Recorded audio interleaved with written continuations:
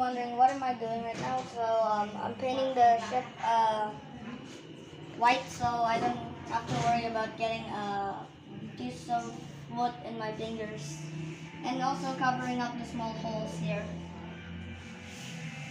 And also, if I paint it kind of like red only, it kind of doesn't feel real because the wood background. So I just kind of decide to make it